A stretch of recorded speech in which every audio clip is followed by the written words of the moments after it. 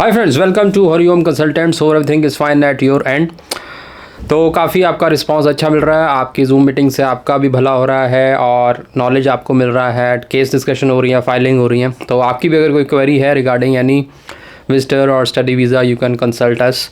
Zoom के आपके पास सामने नंबर आ रहा है, उसके ऊपर आप बुकिंग कर सकते हैं। हमारी टीम फिर आपको कम्युनिकेशन करके QR कोड शेयर करती है and then you can book the slot with me. तो आज का टॉपिक बहुत इंपॉर्टेंट टॉपिक है जिसके बारे में इंफॉर्मेशन कम है इंटरनेट के ऊपर, और अगर है भी है तो क्लैरिटी कम है। बात कर रहा हूँ मैं इनविटेशन लेटर की, कि मोस्टली अभी तक जो है ये समझा जाता है कि इनविटेशन लेटर अगर हम मंगा लेते हैं, ऑस्ट्रेलिया का एग्जांपल लेते हैं कि हम ऑस्ट्रेलिया का विजिटर वीज़ा के लिए इनविटेशन लेटर वहाँ से मंगा लिया जाए तो हमारी प्रोफाइल पे पॉजिटिव इम्पैक्ट पड़ेगा। अब इस वीडियो में यही क्लैरिटी पूरी तरह से मैं आपको बताऊंगा कि किस सिनेरियो में इनविटेशन लेटर काम करता है और किस सिनेरियो में काम करने की बजाय आपका काम बिगाड़ता है। यस, आज की डेट में जब स्ट्रिक्टनेस बहुत ज़्यादा है, आपको हर एक स्टेप, हर एक अटैचमेंट बहुत ध्यान से लगानी है और उसके बारे में आपको पता होना चाहिए कि इसका क्या इम्पैक्ट पड़ सकता है। अब ये आप अगर 16 का एग्जांपल लेके या 16 का या 17-18 का रेफरेंस लेके आज की डेट में वैसे चीज़ें या फाइलिंग करेंगे तो आपको नुकसान होने वाला है। You will get refusal. आज से 18 की बात करो, 17 की बात करो, तो उस टाइम पे इनविटेशन लेटर काफ़ी मैटर करता था। अगर आप लगाते थे तो आपकी प्रोफाइल में वेटेज आती थी, आपको प्रेफरेंस दी जाती थी कि आपको इनवाइट किया गया, आपका कोई नोन वहाँ पर है। बट आज के सिनेरियो में बहुत स्पेसिफिकली सिनेरियोज़ हैं, बहुत स्पेसिफिक प्रोफाइल्स के अंदर इनविटेशन लेटर काम करता है, अदरवाइज़ वो आपका काम बिगाड़ता है। तो मैं दोनों एस्पेक्ट पे बात करने वाला हूँ कि किस सिनेरियोज़ में इनविटेशन लेटर आपको लगाना चाहिए और किस सिनेरियो में आपको इनविटेशन नहीं लगाना चाहिए। अगर आपके पास सोर्स हो भी तो उन सिनेरियोज़ में मत लगाइए, वो मैं क्लैरिटी आपको दूंगा। ठीक है जी, पूरा वीडियो एंड तक ज़रूर देखें। अगर सब्सक्राइब नहीं किया चैनल तो अभी सब्सक्राइब कर लें। ऐसे वीडियोस हफ्ते में 1-2 बार हम रिलीज़ करते हैं। एंड लाइक शेयर सब्सक्राइब करें। और कोई जनरल क्वेरी है तो कमेंट्स में लिखें। And if you want to discuss profile, your profile specifically, तब वो कमेंट्स में नहीं हो सकती, ना फ़ोन पे हो सकती। उसके लिए आपको जूम मीटिंग बुक करनी पड़ेगी। ठीक है, तो फ्रेंड्स सबसे पहले बात कर लेते हैं कहाँ पे इनविटेशन लेटर काम करता है।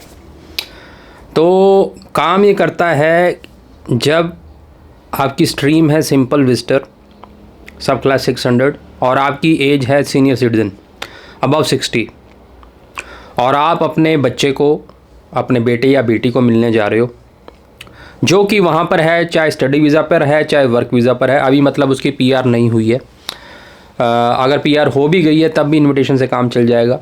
अगर सिटीज़न है तब भी इनविटेशन से काम चल जाएगा, बशर्ते आप सीनियर सिटीज़न होने चाहिए। इस सिनेरियो में इनविटेशन लेटर बहुत अच्छे से काम करता है। उनको स्पॉन्सरशिप देने की ज़रूरत नहीं है, स्पॉन्सर स्ट्रीम में जाने की ज़रूरत नहीं है। जो आपका बेटा या बेटी बाहर है उनको सिर्फ एक इनविटेशन लेटर भेजना है। इनविटेशन लेटर के लिए कैसे करते हैं उसके ऊपर हमने वीडियो बनाया हुआ है, सिंपल फॉर्मेट होता है। अगर किसी को चाहिए तो हमें बताएं तो वो भी हम आपके लिए कर देते हैं। ठीक है, तो सिंपल इनविटेशन लेटर इस सिनेरियो में काम करता है, तो मैं टिक मारूंगा।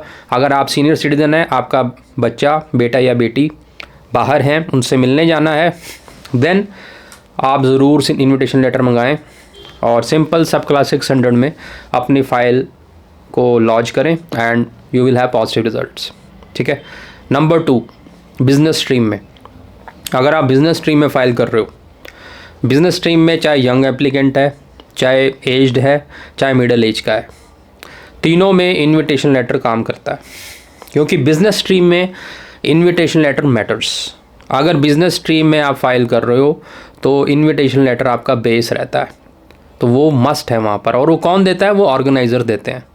अब बिज़नेस स्ट्रीम किसके लिए होती है, इस पर मैं अलग से वीडियो बनाऊंगा, डिटेल में रिकॉर्ड हो चुका है और कुछ बहुत वो अभी रिलीज़ हो जाएगा, तब आप उसमें देख लेना।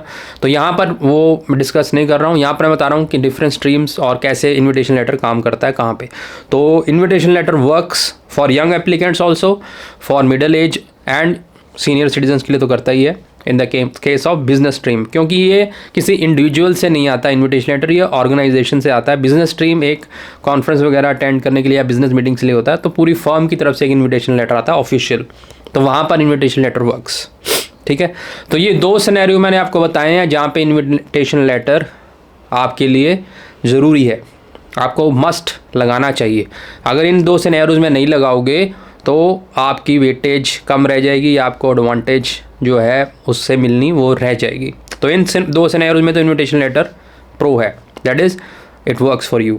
आप बताते हैं जहाँ पर मोस्ट ऑफ कन्फ्यूजन है कि आप एक यंग एप्लीकेंट हो, आपका कोई कज़न, इस सिनेरियो को लेते हैं, अलग अलग सिनेरियो में बताऊंगा 1 बाय 1। आपका कोई कज़न वहाँ रहता है, चाचा का लड़का, बुआ का लड़का वहाँ पे रहता है, आप कहते हो मैंने घूमने जाना है ऑस्ट्रेलिया में, तो सिंपल के बजाय मैं अपने कज़न के पास रह भी लूँगा और उनसे इनविटेशन लेटर मंगा लेता हूँ, तो मुझे इम्पैक्ट अच्छा पड़ेगा। क्योंकि 2018 में मेरे किसी और फलाने मामा जी का लड़का ऐसे गया था, उसने भी इनविटेशन लेटर लगाया था, उसका वीज़ा आ गया था। तो इस सिनेरियो में अगर आप सोच रहे हो तो don't use invitation letter of your cousin. इस सिनेरियो में अगर आप लगा दोगे तो वो आप पे ऊपर ही भारी पड़ेगा, नेगेटिवली इम्पैक्ट करेगा। वो सोचेंगे आपका बेस ऑस्ट्रेलिया में बहुत बढ़िया है, आपका कज़न वहाँ रहता है और आपने वापस मुड़ना ही नहीं, तो उसकी वजह से आपको रिफ्यूज़ल मिलेगा। Don't do in this scenario. Number two काफ़ी ज़्यादा पॉपुलर है, क्योंकि हमारे पास केसेस आते हैं डिस्कशन के लिए, उसमें ये किया जाता है। ये सिनेरियो ऐसा है कि आपका कोई relative, real blood relation, suppose भाई ही है आपका भाई बाहर है और आप एक यंग एप्लीकेंट है, आपका ब्रदर बाहर PR है या उसको सिटीजनशिप मिल चुकी है। तो इस सिनेरियो में अगर आपका भाई सिंपल स्ट्रीम में, मतलब आप सिंपल स्ट्रीम यूज़ करते हो और आपका भाई आपको इनविटेशन देता है कि मेरा ब्रदर है ये, मैं यहाँ पर PR हूँ या ऑस्ट्रेलियन का सिटीज़न हूँ और मैं अपने भाई को अपनी स्पेस दूंगा लॉजिंग के लिए, और उसकी रिस्पॉन्सिबिलिटी वो लिख देता है लेटर में, रिस्पॉन्सिबिलिटी लेता हूँ, तो इसको वीज़ा दिया जाए। तो इस सिनेरियो में आज की डेट में आपका वीज़ा सीधा रिफ्यूज़ हो जाएगा। क्यों? उसका मैं कारण ये बताता हूँ। एम्बेसी चाहती है अगर जो ही और शी जिसके पास ऑस्ट्रेलियन सिटीजनशिप या PR आ चुकी है और वो अपनी फैमिली से मिलने के लिए अपने रिलेटिव्स को बुलाना चाहता है, देन ही और she should use family sponsored stream. इसके अलावा अगर सिंपल इन्विटेशन भेजता है, that will impact negatively on your application और वो रिफ्यूज़ हो जाएगी। यहाँ पर मैं अंडरलाइन करूँगा यंग एप्लीकेंट्स के लिए खासकर, ठीक है, क्योंकि मैंने सीनियर सिटीजन का पहले बता दिया। सीनियर सिटीजन के लिए आपका बेटा बाहर PR है, सिर्फ इन्विटेशन लेटर भेजता है, ओके है, आपको मिल जाएगा, गुड चांसेस। लेकिन अगर आप ये यंग एप्लीकेंट हो या मिडिल एज में हो, 40s में हो, और आपका ब्रदर सिर्फ इन्विटेशन लेटर आपको भेजता है और कहता है आ जाओ, इस पे ऊपर उस पर लिख देता है मैं रिस्पॉन्सिबिलिटी लेता हूँ, अपना बैंक स्टेटमेंट, अपना सिटीजनशिप, सारे डॉक्यूमेंट्स आपको दे देता है, आप लगा देते हो, आप पे ज़ीरो, आपका वो नेगेटिव हो जाएगा, माइनस में बिल्कुल। You will be refused all together. Why? The reason is अगर आपका ब्रदर बाहर पक्का है, मीन्स PR है या ऑस्ट्रेलिया है, देन ऑस्ट्रेलिया एम्बेसी वांट्स कि वो आपके लिए पूरा बॉन्ड मनी भर के आपके लिए जिम्मेवारी ले, क्योंकि वो चाहते हैं अगर आप मिलने आ रहे हो तो उसको क्या प्रॉब्लम है। अगर आपका भाई जानता है कि आपका वेल सेटल्ड बिजनेस या आपकी जॉब इंडिया में अच्छी है, आप वेल सेटल्ड हो, हमसे मिलने आना चाहते हो और इस रश में नहीं फंसना चाहते, मतलब बहुत एप्लीकेशन है ऑस्ट्रेलिया की, आप रिफ्यूज़ल नहीं फेस करना चाहते, then ask him to sponsor you, use family sponsor stream. वो जब वो यूज़ करेगा उससे बॉन्ड मनी लिया जाएगा, वो जिम्मेवारी होगी कि आपका भाई महीने के लिए आएगा, 2 महीने के लिए आएगा, लेकिन उसके बाद आके चला जाएगा। इन केस नहीं जाता तो आपका मनी, वो ब्रीच ऑफ द लॉ होगा, आपका मनी लैप्स हो जाएगा और आप बैन हो जाओगे अगले 5 साल तक किसी को स्पॉन्सर करने से। तो इन चीज़ों में बचने के लिए आप जिम्मेवारी लोगे, आपका ब्रदर जिम्मेवारी लेगा, आपका ब्रदर पैसे कहीं जाएंगे थोड़ी। अगर आपका जेन्युइन रीज़न यही है कि आपने अपने भाई से मिलना है और फिर मिल के वापस आना है, चाहे पूरी फैमिली को जाना है, जैसे भी जाना है, अगर आपका मोटिव यही है, then what is the problem? आपका भाई क्यों नहीं भर रहा है? वहाँ पे अब ये तो हो नहीं सकता कि वहाँ पैसे नहीं है, ये तो सवाल है ही नहीं ना। अगर आपका ब्रदर बाहर PR या सिटीजन बन गया है तो वो इकोनॉमिकल वाला तो कोई क्वेश्चन ही नहीं रहता ना, जितने भी डॉलर कहेगा वो भर सकता है। और वो ये थोड़ी है कि वो दब जाएंगे। अगर आपका मोटिव वापस आने का है, सिर्फ मिलना ही है, देन वो भर सकता है। और इन केस आपका मोटिव ही और है, तब MLC वाले स्मार्ट है, वो कहते हैं अगर मोटिव और होगा तब ये नहीं भरेगा। तो उस सिनेरियो में अगर आपका ऑस्ट्रेलियन मतलब सिटीजनशिप है आपके भाई के पास और वो आपको इनविटेशन लेटर भेज रहा है, तो उनके माइंड में सबसे पहले यही शक आता है कि अगर ये सिटीजन है यहाँ पे और इसका रियल ब्रदर इससे सिर्फ मिलना चाहता है या सिर्फ घूमने आना चाहता है और इसके स्पेस पे रहना चाहता है, then why he is not sponsoring him, why he is not taking responsibility. तो ये सबसे बड़ा क्वेश्चन मार्क उनके दिमाग में रहता है कि अगर टेम्परेरी ही स्टे था और जेन्युइन था, then he must sponsor him and take responsibility of his और हर ब्रदर, कि वो आएंगे, महीना रहेंगे, 1.5 महीना रहेंगे, उसके बाद चले जाएंगे। हम रिस्पॉन्सिबिलिटी लेते हैं, हम बॉन्ड मनी भरते हैं और हम श्योरिटी लेते हैं। तो आज के सिनेरियो में इस कंडीशन में आपको स्पॉन्सर स्ट्रीम ही लेनी है। स्पॉन्सर स्ट्रीम नहीं लोगे, definitely you will get the refusal. अब मैंने वो अंडरलाइन कर दिया है, सीनियर सिटीजन्स के लिए एप्लीकेबल नहीं है, सीनियर सिटीजन को मिल जाएगा। यंग एप्लीकेंट्स के लिए अगर आपका ब्रदर आपको बुला रहा है and your young applicant, he must sponsor you.